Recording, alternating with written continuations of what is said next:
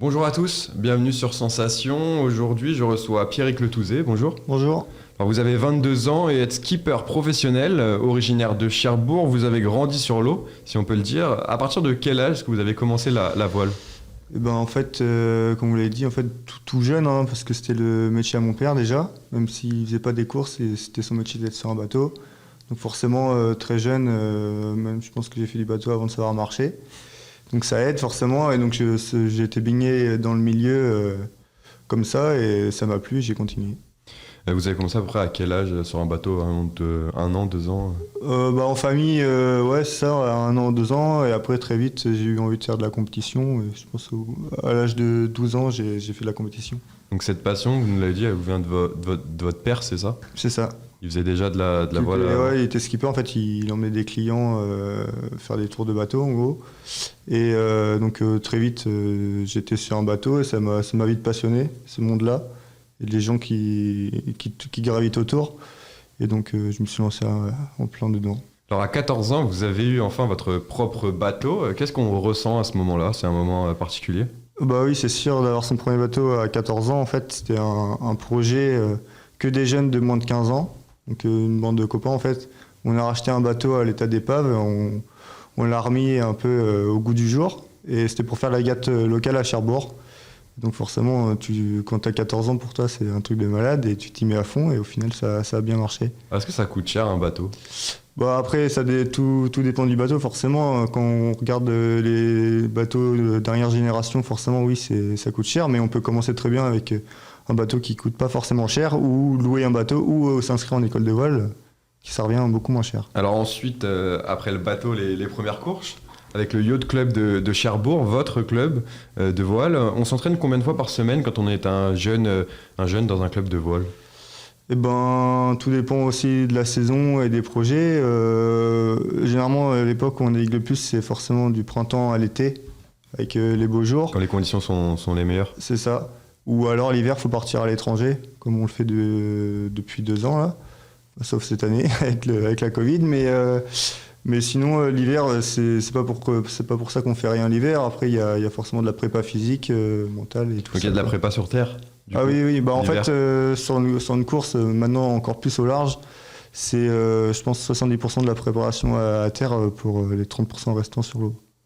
Alors petit à petit, vous devenez un sportif de haut niveau et comment est-ce que vous avez géré les études et à côté le sport? Ça n'a pas été trop compliqué?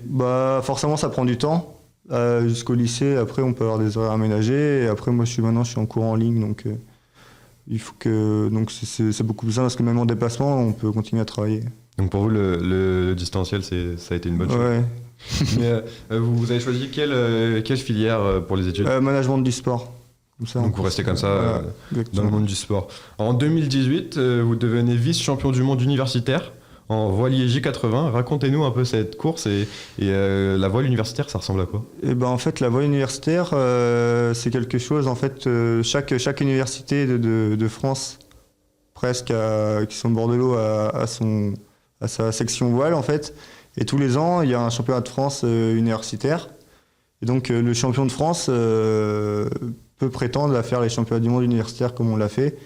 Et forcément, là, après, c'est super parce que ça regroupe tous les meilleurs mondiaux. Et en plus, généralement, on connaît déjà par les autres compétitions ceux qu'on va affronter. Donc, c'est super sympa. Et puis, franchement, c'est une belle course. Ça se déroulait où? À Cherbourg, en plus. Donc, c'était chez vous, c'était un avantage. Ouais. Quand on fait les championnats du monde chez soi, en plus, ça, c'était pas on a mal. cette petite particulier. Et du coup, cette course, ça se passait comment? Vous avez fini deuxième. Qu'est-ce qu'on ressent quand on arrive? D'abord, nous, c'était de la déception parce qu'on perd la première place au dernier jour. mais sinon, super content. Et puis, en plus, ouais, comme vous disiez, c'était à Cherbourg. Donc, on avait tous nos proches. Et puis, plein de supporters pour nous encourager. Donc, franchement, c'était vraiment super sympa. Alors, à partir de quand on se dit, la voile, je veux en faire mon métier? Ça, c'est arrivé à quel moment? C'est arrivé tout petit ou après, quand les résultats ont commencé à s'améliorer, à grandir? Ça a dû arriver vers 12-13 ans, je pense. Mais après, je disais ça sans vraiment avoir du concret. Et là, c'est vraiment depuis 2 ans où je pense me lancer vraiment pleinement dedans et c'est ce que j'ai fait. Alors votre titre de vice-champion du monde universitaire, c'était en voilier J80. C'est quoi la particularité de ce voilier? Un voilier J80 en fait c'est comme si c'était un modèle de bateau en fait, donc tous les concurrents ont le même bateau, donc J80 c'est pour 8 mètres de long, et donc c'est un petit bateau super répandu dans le monde entier, et c'est assez technique, et en fait c'est vraiment l'équipage qui fait la différence, parce qu'on avait exactement le même matériel, donc les mêmes bateaux, les mêmes voiles, et en plus on a des jauges de poids, donc c'est vraiment l'entraînement et l'équipage qui fait la différence. Alors pour en faire son métier, il faut forcément des revenus. Quels sont les potentiels revenus pour un skipper? C'est les récompenses des compétitions, des sponsors, des partenariats?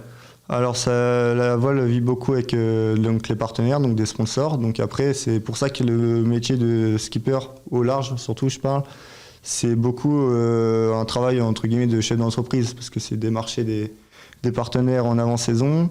Après, c'est faire vivre le projet aussi avec eux, parce que ça peut pas aller que dans un sens, et avoir des fonds et nous rien donner en échange. Donc tout ça, ça passe par une bonne communication interne et externe, et pour que tout le monde ait son compte. Alors les premières régates se font près des côtes, mais ensuite, très vite, si un skipper veut aller au large. Quelles sont les principales différences entre une course près des côtes et une course au large? Déjà, on peut rencontrer des conditions beaucoup plus musclées au large, parce que forcément, quand c'est des courses à la journée, donc le comité de course, celui qui organise la course, peut décider d'annuler parce que les conditions sont trop fortes. Quand on est en plein milieu de l'Atlantique et qu'on a une tempête, on n'a pas une île à côté pour aller se mettre à l'abri, donc forcément ça change. Et puis, c'est pas du tout le même exercice. Au large, il faut vraiment gérer sa fatigue, le sommeil, bien manger, alors qu'à terre,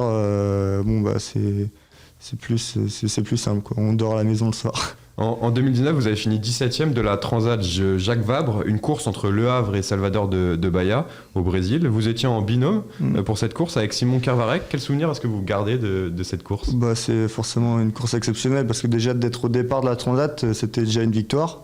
Parce que, comme je disais tout à l'heure, en avant-saison, c'était des marchés pour trouver des partenaires, tout ça. Ce qu'on a réussi. Et après, forcément, tout le déroulé de la Transat, même si des fois il y a eu des moments durs, forcément, c'est une expérience inoubliable et énorme à vivre. Alors vous allez renouveler, si tout se passe bien normalement en 2021, cette aventure. Quel sera votre objectif cette fois-ci? Forcément, je suis un compétiteur. En fait, ça dépend aussi beaucoup des choix des bateaux. Donc là, j'aimerais plutôt m'orienter sur un bateau plus récent, essayer de faire plus une performance sur la prochaine Transat. Alors à deux pour une course, c'est à peu près une semaine à peu près? Un peu plus de 3 semaines. Il faut être à deux, donc il faut bien s'entendre. C'est pas trop compliqué de s'entendre à deux pendant une semaine en cohabitation? Non, après on l'a voulu aussi, donc je pense qu'il faut pas partir avec quelqu'un où on sait déjà que ça va pas le faire. Et puis forcément, il peut y avoir des petites tensions des fois, mais c'est aussi c'est dans la course, quoi. Et une fois qu'on est dans des bons moments, tout est vite oublié. Alors, en 2024, les JO se dérouleront en France. À Marseille, vous allez suivre ça de près? Oui, forcément, oui. Et puis d'autant qu'en plus, ils veulent instaurer une nouvelle classe, si je pourrais dire. Ça serait il y aurait une compétition en fait olympique au large. Ça serait la première dans l'histoire, donc ça serait le Tour de la Corse. C'est pas encore voté, mais j'espère. C'est dans les papiers. Mais en tout cas, entre-temps, quels sont vos objectifs pour les prochaines années? Il y a des courses qui vous font rêver particulièrement, je pense au Vendée Globe en ce moment. Oui, forcément. Après, je suis réaliste et je me dis que le Vendée Globe, c'est vraiment des budgets et une expérience peut-être un peu trop haut pour moi pour l'instant en tout cas. Après, forcément, je dis pas que j'irai jamais. Et après, moi, c'est continuer sur le circuit classe 40 pour l'année prochaine. Donc avec la Transat, et dans 2 ans, la Route du Rhum en classe 40 également. Vous restez encore proche de votre club à Cherbourg, de continuer à transmettre cette passion aux jeunes qui vous suivent et qui sont dans le même club que vous? Oui, forcément, d'autant que à Cherbourg, commence vraiment sérieusement à s'orienter vers le nautisme, beaucoup plus qu'avant. Et le club est beaucoup en train d'évoluer aussi, avec notamment des entraînements bientôt, vraiment toutes les semaines et tout ça, donc ça va être bien. Alors la voile, en tout cas, continue de se développer. Merci beaucoup à vous, Pierre Cletouzet, d'avoir été avec nous. On rappelle un petit peu votre palmarès, donc 17e de la Transat Jacques Vabre en 2019, mais aussi vice-champion du monde universitaire en J80 en 2018. Merci beaucoup d'avoir été avec nous. Vous pouvez retrouver cette émission en podcast audio et vidéo sur notre site ou notre application Radio Sensation.